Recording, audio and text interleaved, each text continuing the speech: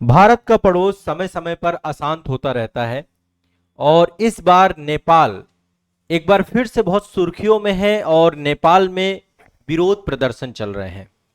काफी लोग घायल हुए हैं, कुछ लोगों की मौत भी हो गई है। काठमांडू में जो अभी हालात हैं नेपाल में, काठमांडू ही नहीं नेपाल के जितने भी बड़े प्रमुख शहर हैं, यहां तक मैं ये कहूं कि पूरे नेपाल के जो युवा हैं वो इस समय अपनी सरकार से नाराज चल रहे हैं।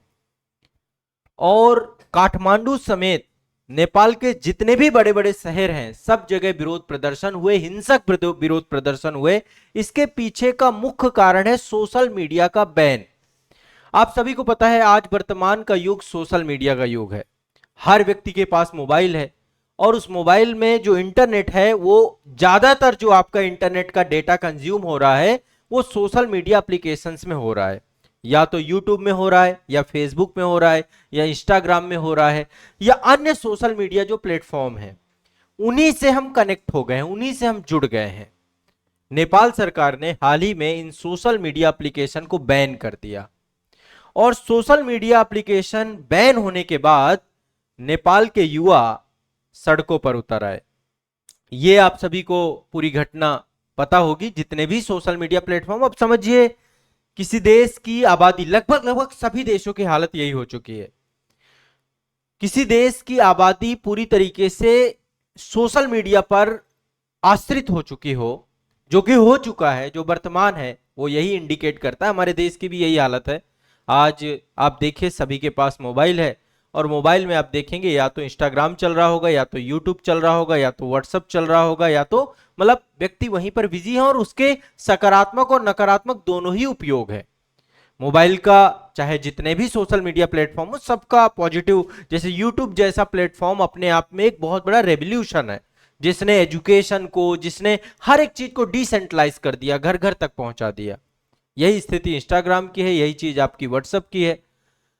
अब इसका बंद होने के बाद जो जनरेशन जेड है हमारी, जिसको हम जेनजी कहते हैं, यानी वो युवा जो 18 से 28 साल 30 साल के युवा हैं, ज्यादातर वर्तमान में अभी ये आबादी जो हमारी जनरेशन जेड है। अब जनरेशन जेड क्या, अभी जो नई जनरेशन डेवलप हो रही है, चाहे वो जनरेशन अल्फा हो चाहे जनरेशन बीटा हो, अभी जनरेशन बीटा है। अच्छा, जनरेशन के ऊपर मैंने एक डिटेल वीडियो बना रखा है। आप में से जैसे जेनजी मैं बोल रहा हूं, generation alpha, beta, X, Y, आप ये नहीं समझ पा रहे हो तो इसमें मैं एक डिटेल वीडियो बना चुका हूं। आजाद आईएएस एकेडमी के प्लेटफॉर्म पे पब्लिश है वो वीडियो, एक बार जनरेशनल ये वीडियो देख लीजिएगा। तो जो जनरेशन जेड के युवा है उन्होंने यहां पे प्रदर्शन किया, क्योंकि सबसे बड़ा कारण था ये जो नेपाल में जो है सोशल मीडिया बैन है। अभी हाल ही में मैं नेपाल गया भी था, आप सभी को पता है नेपाल गया भी था। मैंने नेपाल में विश्व दर्शन कार्यक्रम शूट भी किया है। अभी उसका वीडियो पब्लिश नहीं किया मैंने आप सभी को, उसका वीडियो मैं पब्लिश कर दूंगा। तो विश्व दर्शन कार्यक्रम जब मैं वहां शूट कर रहा था, बहुत सारे लोगों से लगातार मिल रहा था, तो वहां के लोगों का यह भी कहना था कि जो वर्तमान में सरकार है उस सरकार से लोग पूरी तरीके से खुश नहीं है। मतलब ज्यादातर लोग जो है वहां पर कोई करप्शन की बात कर रहा है, कोई अन्य बहुत सारी बातें हैं, क्योंकि पहले नेपाल में राजा का शासन होता था, है ना। राजा वीरेंद्र बहुत वहां पे मतलब प्रभावशाली शासक थे। बाद में जो एक पारिवारिक हत्या हुई, वो सारी घटनाएं वो अलग बात है, वहां पे मैं नहीं जाऊंगा, वो आईआर के क्लास में हम लोग डिस्कस करते हैं। तो अभी जो वर्तमान की सिचुएशन है, विरोध प्रदर्शन तीव्र स्तर पर है। यहां पे कर्फ्यू लगा दिया गया है, 20 से ज्यादा लोग मारे जा चुके हैं, 400-500 से ज्यादा लोग घायल हैं यहां पे। मजे की बात यह है कि ये बैन अब हट भी गया है, मतलब ये विरोध प्रदर्शन हुआ, लोग संसद तक पहुंच गए, संसद तक पहुंच गए, अब ये बैन हट भी गया है। कल गवर्नमेंट ने इसको हटा भी दिया है, क्योंकि सरकार को अब इसका, अब आप समझ सकते हैं कि जकड़न कितनी तेज है, जकड़न इतनी तेज है। और ये सब अमेरिका बेस्ड एप्लीकेशंस हैं, किस तरीके से इनका जो है एक प्रभाव है। तो कल जो है नेपाल में जो कुछ भी हुआ वो एक वो परिदृश्य है जब आने वाले समय पे, क्योंकि अभी लगातार आप देख रहे होंगे, कभी ट्रंप की बातें आ रही हैं कि जीमेल हम बैन कर देंगे, जीमेल हटा देंगे तो ऑलरेडी सब कुछ सस्पेंडेड हो जाएगा, है ना। एंड्रॉयड फोन भी किसी काम के नहीं रहेंगे। और कभी सुनने में आ रहा है कि भारत भी ऐसे एक्शन लेगा। भारत ऑलमोस्ट चाइना के एप्लीकेशन हम बैन कर चुके हैं, टिकटॉक वगैरह बैन कर चुके हैं। तो सोशल मीडिया का बैन होना ये अपने आप में क्या प्रभाव दिखाएगा, ये आप एक तस्वीर देख सकते हैं नेपाल से, एक तस्वीर देख सकते हैं। ये जिस तरीके से वहां की आबादी, आप ये देखिए कुछ दृश्य, कुछ तस्वीरें मैं आपको दिखा रहा हूं। ये सैलाब था, लाखों लोग सड़कों पर थे, ये सैलाब था। नेपाल की सड़कों के हाल है, संसद भवन पार्लियामेंट में लोग घुस गए, ये स्थिति बन गई। और आगजनी हुई, बड़े स्तर पे प्रदर्शन हुए, 12,000 से ज्यादा लोग संसद परिसर पे पहुंच गए, सुरक्षा बलों ने फायरिंग तक की, टीयर गैस के गोले छोड़े गए, वाटर कैनन का उपयोग किया गया। इसके बावजूद भी बैरिकेड्स, दीवारें, गेट सब तोड़ दिए गए। परिसर में, जो संसद का, पार्लियामेंट का परिसर है, वहां पे आगजनी हुई। संसद भवन, राष्ट्रपति भवन, उपराष्ट्रपति भवन, ये वो जगह हैं जो बहुत संवेदनशील होते हैं, बहुत सेंसिटिव होते हैं, जहां पे बहुत बड़ी संख्या में जो है एक तरीके से फोर्स होती है, बहुत सुरक्षा बल यहाँ पे तैनात होते हैं। तो वहां के जो केपी शर्मा ओली जी हैं, उनके द्वारा सोशल मीडिया प्लेटफॉर्म पे लगी रोक जो है, उसको पहले इंकार किया जा रहा था, बाद में गवर्नमेंट ने उसे हटा दिया है। ठीक है, तो ये आप सभी को दिमाग में बैठा के चलिएगा। 26 सोशल मीडिया प्लेटफॉर्म थे जिनको बैन किया गया था। और एक चीज यहां पे समझिएगा, इसके पीछे ये कारण बताया जा रहा है कि नेपाल का जो संचार और सूचना प्रौद्योगिकी मंत्रालय है ना, जिन प्लेटफॉर्मों ने वहां पे रजिस्ट्रेशन नहीं कराया है, वो उसके बावजूद वहां पे चल रहे हैं, उनको बैन किया जा रहा है। एक्चुअल में इसके पीछे कई कारण हो सकते हैं। एक तो चाइना का इंपैक्ट, चाइना अब लगातार, चाइना एक ऐसी कंट्री है जिसने स्वयं को हर जगह आत्मनिर्भर कर रखा है। और केपी शर्मा ओली जी के बारे में जो चीजें निकल के आती हैं कि चाइना से प्रभाव उनका बहुत ज्यादा रहा है हमेशा। चाइना हर चीज में जो है उनको, चाइना का नेपाल पे प्रभाव वर्तमान सरकार के दौरान ज्यादा है।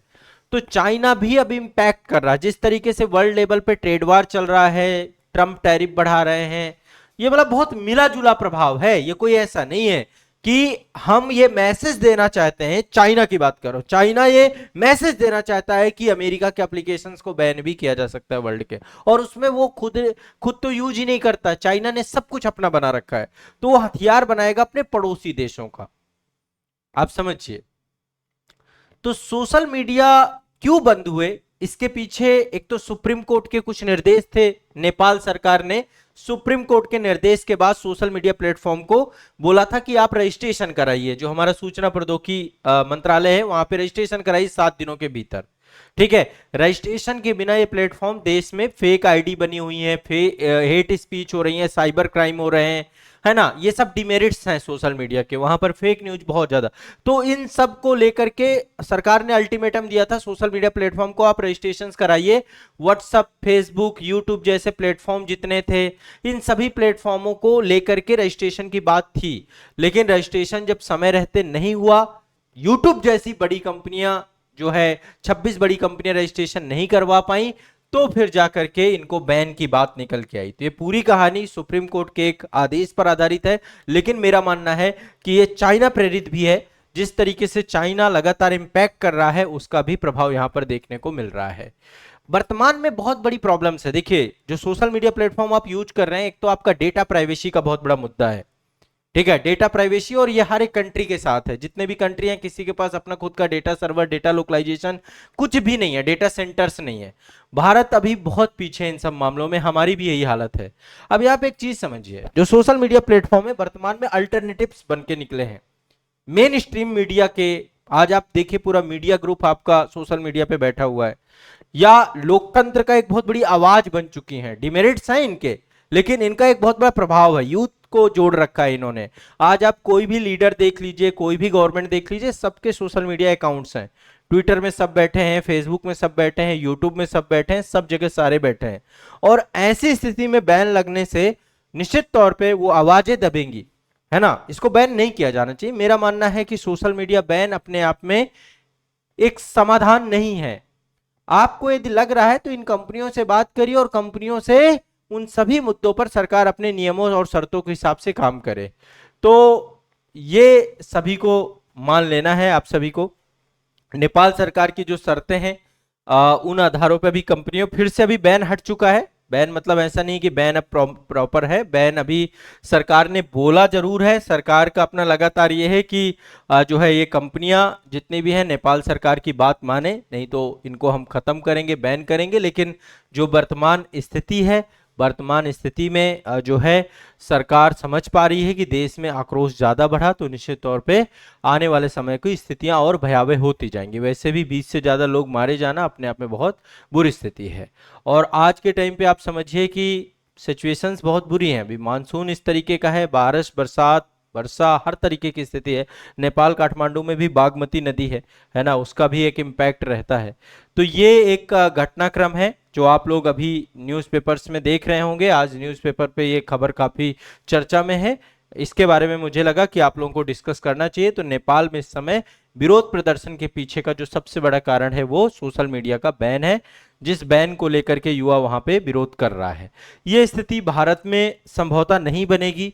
यदि बनती है तो निश्चित तौर पे कहीं ना कहीं पे सोशल मीडिया पे लगाम लगाना, खासकर उन चीजों का जो चीजें गलत हैं, वेरीफाइड नहीं है, इसका ये काम सब सरकार को देना चाहिए। सोशल मीडिया की जो कंपनियां हैं, भाई ऐसी चीजें आपके मंच से प्रसारित नहीं होनी चाहिए, आप उन्हें वेरीफाई करिए, उन पे एक्शन लीजिए, है ना। लेकिन सोशल मीडिया को समाप्त कर देना ये वर्तमान में पॉसिबल नहीं है। या तो आपके पास विकल्प हो, भारत जैसे देश के पास अभी विकल्प नहीं है। चाइना ने अपने विकल्प बना रखे हैं, हर चीज चाइना के पास स्वयं का है। तो सरकार को चाहिए कि सोशल मीडिया यदि आप आने वाले समय पे समाप्त करना चाहते हो तो अपने अल्टरनेटिव्स बनाएं। आप ऐसे मंच स्टैब्लिश्ड करें जिस मंचों पे यूथ पहुंचे। हम जो है इस चीज को लेकर के सभी का एक रवैया भी है, पॉजिटिव रवैया है कि हम अपने प्लेटफॉर्म यूज करें। हम क्यों अमेरिकन प्लेटफॉर्म को यूज करें। भारत जैसे देश को चाहिए भी कि 140 करोड़ की आबादी जो वर्तमान में मोबाइल सबके हाथों में पहुंच चुका है, तो ये डिसेंट्रलाइजेशन, ये लोकतंत्र का आधारभूत, ये जनता की जो आवाज है, ये अब सब सोशल मीडिया उस आवाज का रिप्रेजेंटेशन कर रही है। तो भारत जैसे देश में पहले हमें विकल्प बनाने चाहिए। विकल्प बहुत जरूरी है क्योंकि इसके बिना समाज को संगठित कर पाना वर्तमान में संभव सा नहीं लगता है। यह चीजें जो सुविधाएं वर्तमान तक पहुंच रही हैं इतने बड़े स्तर पे, उसमें सोशल मीडिया का इंपैक्ट बहुत जरूरी है। तो इस इंपैक्ट को सरकार को संभालना चाहिए, ठीक है। और रही बात, मैं एक चीज और हमेशा आप सभी से कहता हूं, सभी छात्रों से, मेरी एक बुक भी है शून्य से शिखर तक।